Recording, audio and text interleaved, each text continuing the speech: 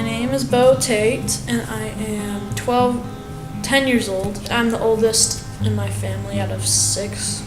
We were having dinner, and I knew that my mom was pregnant, but she said that we had not 1, not 2, but 3 little guys. I was really excited that we were gonna have them, so I wanted to go see them right away before they came home. We never really got to hold them because we didn't want them to get sick.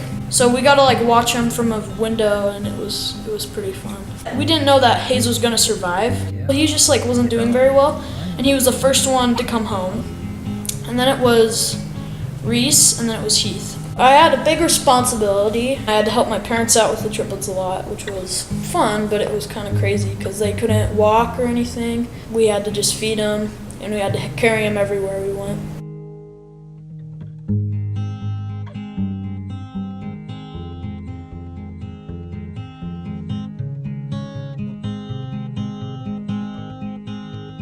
I was at school, and I had no idea. I didn't see my parents. I went downstairs to my room, and I heard my Aunt Kara, and she said that he had a tumor. And I didn't know if this was really, I thought I was dreaming or something. I didn't really know how bad tumors were, and I didn't have a really bad experience. But I knew that he had something bad in his body, and that we have to get this out.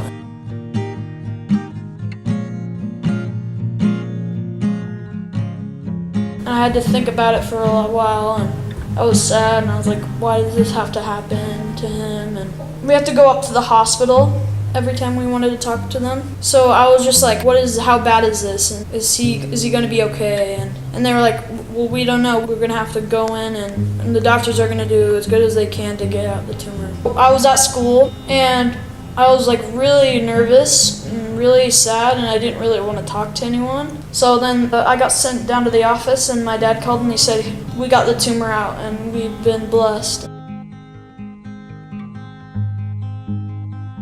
It was choroid plexus carcinoma. And I asked my mom what it was, and she's like, blah, blah, blah. I was like, what? I thought it wasn't that bad, but it was pretty dangerous.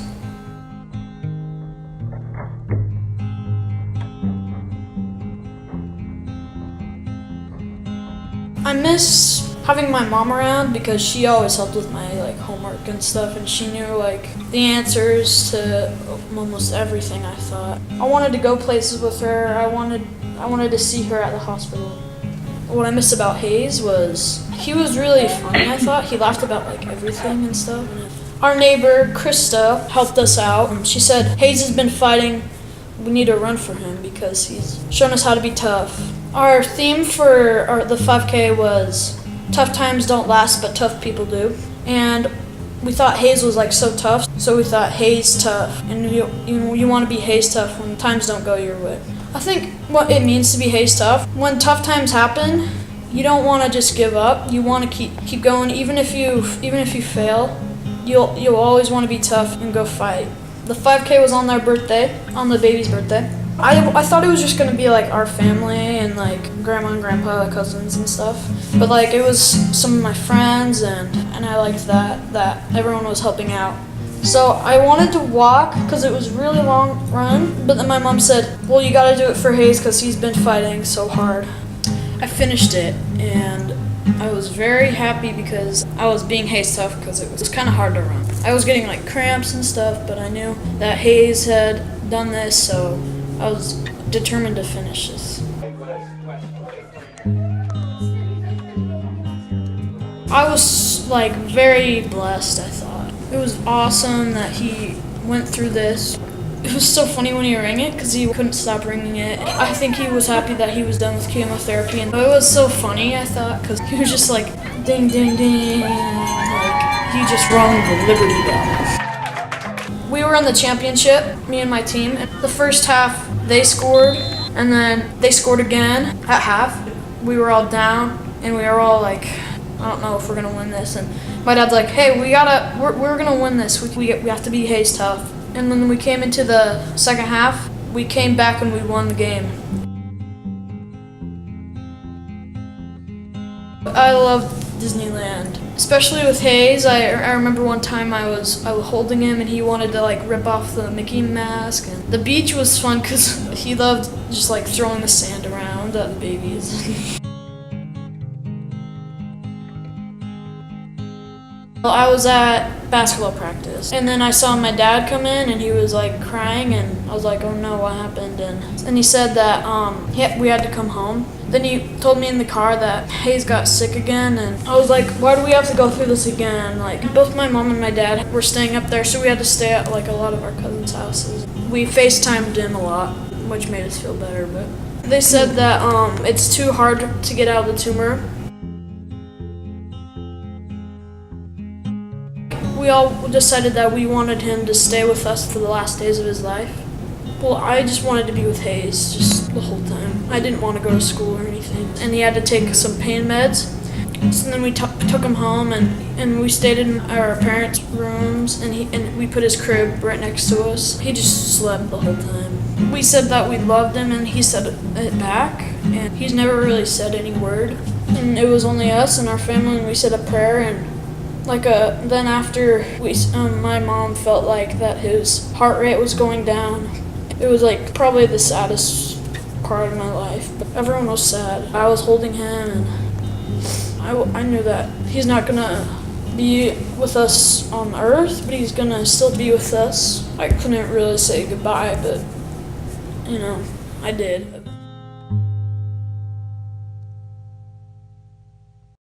We had a viewing and a lot of people came. I saw like Hayes hidden in his coffin. He was very cold and I didn't really feel sad. It was like really peaceful and we set up like a big talk. I wasn't nervous at all. I talked a lot about how Hayes was a hero.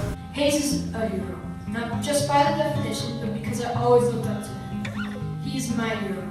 I watched as he battled through chemotherapy and I admired his strength. And that what a hero is, not necessarily, they don't really like fly, but a hero is someone who defies odds and shows that this can be achieved. We all got to write on the coffin and I wrote that if you ever want to talk to me, that you can talk to me anytime. I felt him a lot. We visit him anytime we can, usually on Sundays. We always, when we're coming there, we always see like gifts and stuff from people who have given him stuff. And I visited him. Being Hayes tough, it used to be don't ever give up, and now I think Hayes tough means now that you've been tough, help others be tough too. I knew that my family is a very tough family and that we all love Hayes and that we have all learned a ton from this experience and that we always have each other's back no matter what. I want the world to know that he doesn't have superpowers, but he did fight cancer and that he did beat cancer. He didn't lose to cancer. And even though basically his whole life was just with cancer, he still was happy and he used the most of his life. Hayes is definitely my hero. I hold on to the memories of when I held you in my arms. I can still feel you with me now and still see your smile full of charm. I remember the way your sweet fingers would wrap around my arm. The reason you had to leave so soon, perhaps I'll never know. But I know you're still with us, just maybe not in physical form. And I can still see the light that's remained ever since you were born. And maybe I'll feel better in the morning. For a moment my eyes will be dry, and your spirit will surround me, pushing the hurt aside. And I wish for you the amount of peace measured in the tears that I've cried. 'Cause oh, it was a battle, and my sweet Hayes, you've won the fight.